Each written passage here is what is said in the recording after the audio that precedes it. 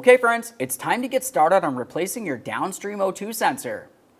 If you were to look at your driver's side exhaust pipe leading down from your engine, you're going to find an O2 sensor that's located closer towards the engine. And then if you were to follow it down past the catalytic converter, down kind of close to where the crossbeam is, that's where you're going to find the downstream. Let's start by the electrical connector, which is closest to the transmission. So if you were to look at your transmission directly across from where the O2 sensor is, generally you're going to find a blue connector. The connector might be hard to reach. Generally, it's connected to the transmission. Usually you can just carefully pull it off of there and pull it down. Ours is already unsecured. Now what you're looking for is the little squeeze part of the connector. You're going to go ahead and grab onto that, give it a little squeeze, and separate the two portions of the connector.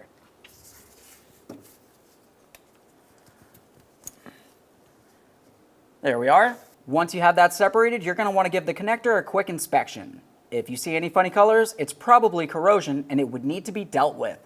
Assuming it looks good, you can go ahead and set that aside, and now we can start removing the O2 sensor from the exhaust. To remove the O2 sensor from the exhaust, you're going to want to have an O2 sensor socket. It's a special socket that has a slot in it, so you can get around the wire. Put your socket directly on there, turn this counterclockwise until it's fully removed from the exhaust.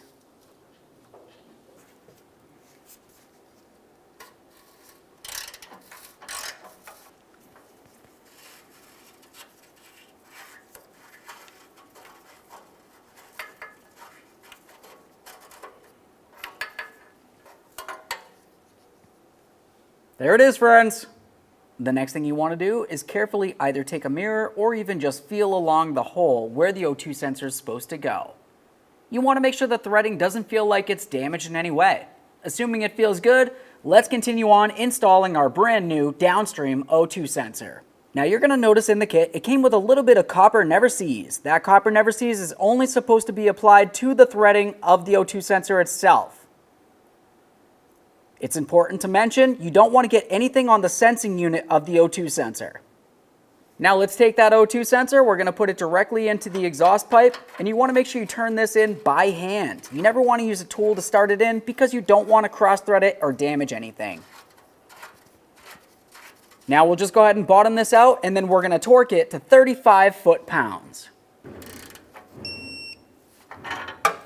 Now it's going to be time to go ahead and plug in our O2 sensor. Let's plug it in, listen for a click.